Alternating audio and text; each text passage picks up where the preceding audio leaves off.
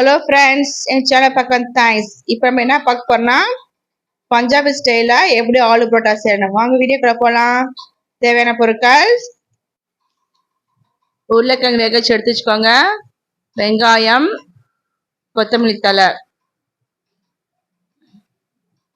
நான் நாலு உருளைக்கிழங்கு எடுத்து வேக வச்சு எடுத்து வச்சுக்கேன், தோல் உரிச்சு எடுத்து வச்சுக்கேன்.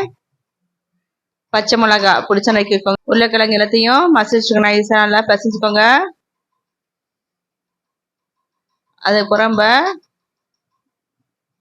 மிளகுத்தூள், மஞ்சத்தூள், மிளகாய்த்தூள், உப்பு தேவையான அளவு, ஜீரகம், வெங்காயம், கொத்தமல்லி தழை, பச்சை மிளகா எல்லாத்தையும் போட்டு நல்லா மிக்ஸ் பண்ணிக்கோங்க.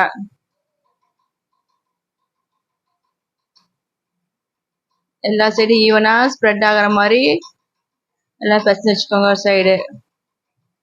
இது மாதிரி மசாலா நம்ம ஸ்டஃபிங்க்கு எடுத்து வச்சுக்கணும். நம்ம அப்புறம் சப்பாத்தி மாவு இருக்கு இல்லையா, அது நம்ம ஊர் எடுத்து திரும்பி நம்ம நெய் ஆட் பண்ணி நல்லா பசங்க வச்சுக்கணும். எல்லாம்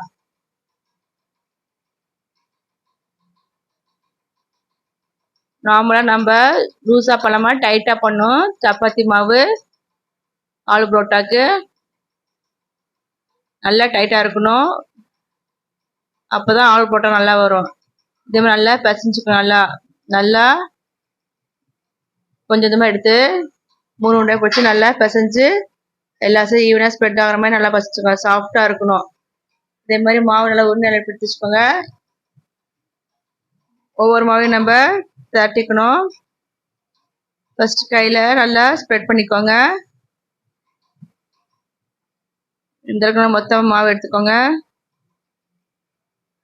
நல்லா குழிமா ஓப்பன் பண்ணி வச்சுக்கோங்க. நல்லா நம்ம ஸ்டஃபிங்ஸ் எடுத்தது இல்லையா, உருளைக்கிழங்கு, அதை நம்ம இதுக்குள்ளார வச்சு நம்ம உள்ள ஸ்டஃப் பண்ண போகிறோம். அதுக்கு எல்லா சைடும் ஈவனாக நம்ம க்ளோஸ் பண்ணணும், வெளியேற அளவுக்கு.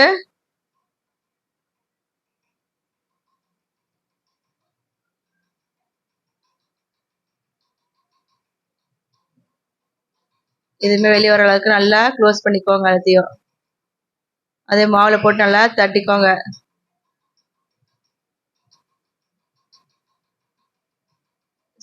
சைட்லலாம் வெடிப்பு வரக்கூடாது, அந்த விரிசல் மாதிரி இருக்கும், அது மாதிரி வராமல் இந்த அளவுக்கு மொத்தமாக இருக்கணும், இல்லை ஈவனாக இருக்கணும்.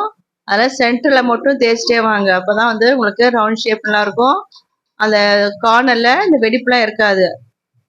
சில பேர் கார்ன் ரொம்ப வெடிச்சிருக்கும், அது மாதிரி இல்லாமல் ஃபுல்லாக எல்லா சைடும் தான் இருக்கும். அதுக்கு சென்டரில் மட்டும் தேய்ச்சிட்டு இந்த லாஸ்ட்டில் அந்த கார்னரில் ஒரு இது பண்ணிங்கன்னா கரெக்டாக இருக்கும், ஈவனாக எல்லா சைடும் ஃபுல்லாக ஸ்ப்ரெட் ஆகிருக்கணும்.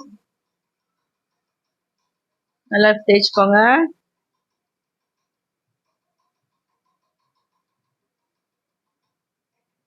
இங்கே பார்த்தீங்கன்னா சைடில் வெடிப்பு வராமல் கரெக்டாக இருக்கணும். அதே மாதிரி உள்ளே வேகிற அளவுக்கு நம்ம தேய்ச்சா போதும், ரொம்ப மொத்தமாக தேய்க்கக்கூடாது. கல் நல்லா காஞ்ச உடனே போடுங்க. 2 சைடு ஃபஸ்ட்டு நல்லா வேகட்டும். ஃபஸ்ட் சைடு திருப்பி பிடிக்கேன், திருப்பி போட்டு இந்த சைடு வேகணும், 2 சைடு நல்லா வேகணும்.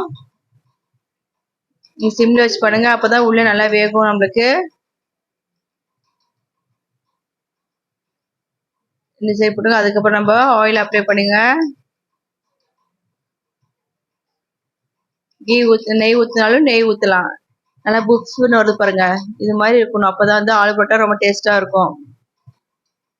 உள்ள நல்லா வெந்திருக்கணும். ஒன்று சாப்பிட்டாலும் அந்தளவுக்கு நல்லா டேஸ்ட்டாக இருக்கும். இதே மாதிரி ஒவ்வொரு மாவும் நம்ம எடுத்து வச்சுக்கணும், ரொம்ப நல்லாயிருக்கும். இதே மாதிரி மாவு மொத்தமாக எடுத்து வச்சுக்கோங்க. இந்த ஒன்று பெருசாக இருக்கணும். அதே மாதிரி நம்ம கோதுமை மாவில் திரட்டி வச்சுக்கோங்க.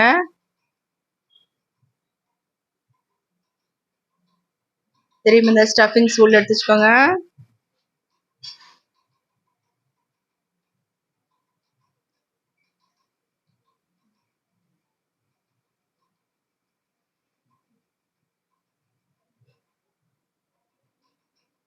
இதே மாதிரி எடுத்து வச்சுக்கோங்க.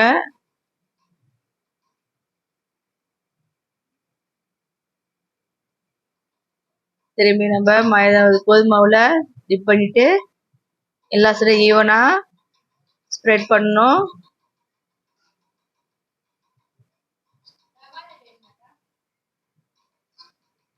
சென்டர்லயே தேய்ச்சிட்டே வாங்க, அப்பதான் கார்னர் வெடி போறாது.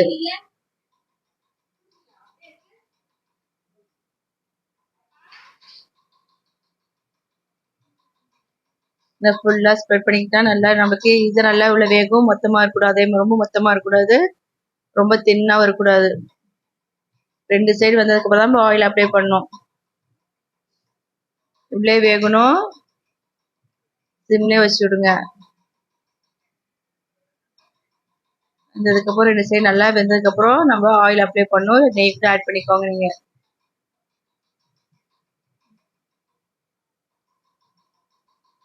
இதுக்கு பூண்டு சட்னி ரொம்ப நல்லா இருக்கும்.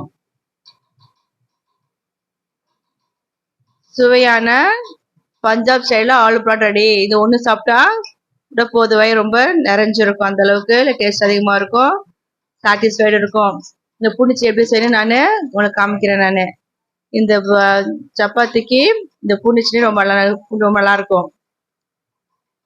அதுக்கு வெங்காயம், பெரிய வெங்காயம் 1 எடுத்துக்கோங்க. பூண்டு தேவையில்ல கொஞ்சம் எடுத்துக்கோங்க, உரிக்கலாம் தேவையில்லை, அப்படியே போடுங்க. தக்காளி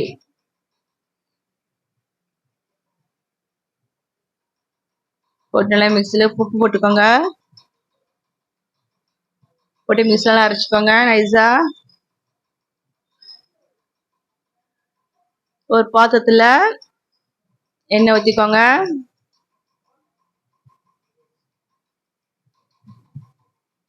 கடுகு போட்டு நல்லா வெடிக்க விட்டுட்டு கருவேப்பிலை போடுங்க. நம்ம அரைச்சி வச்சிருந்த பூண்டு, ஒரு வெங்காயம், தக்காளி, உப்பு, இதில் நம்ம அரைச்சிருந்த மிளகாத்தூள் போட்டுக்கோங்க. சில பேர் மிளகா போட்டு அரைப்பாங்க, அது திப்பி திப்பியாக இருக்கும், அதில் வயிற்றுல போய் ஸ்டோர் ஆகும். அதனால நான் மிளகாத்தூள் யூஸ் பண்ணுறேன். அதான் பிள்ளைங்களுக்கு நல்லது, அதனால் மேக்ஸிமம் முடிஞ்ச அளவுக்கு மிளகாத்தூள் ஆட் பண்ணிக்கோங்க. நல்லா பாயில் ஆகிட்டும், நல்லா ஸ்ப்ரெட் பண்ணிக்கோங்க. நல்லா பச்சை வாசம் போய் நல்லா கிண்டுங்க, தண்ணி எதுவும் ஆட் பண்ணவே கூடாது. இங்கே பார்த்தீங்கன்னா சுவையான பூண்டு சட்னி ரெடி. இது ஆலு பரோட்டாக்கு வேற லெவலில் இருக்கும். பிடிச்சது நீங்கள் ட்ரை பண்ணுங்க. பிடிச்சா லைக் பண்ணுங்க, ஷேர் பண்ணுங்க, கமெண்ட் பண்ணுங்க, மறக்காம சப்ஸ்கிரைப் பண்ணுங்க. தேங்க்ஸ் ஃபார் வாட்சிங். நல்லா சாப்பிடுங்க, நல்லதே சாப்பிடுங்க.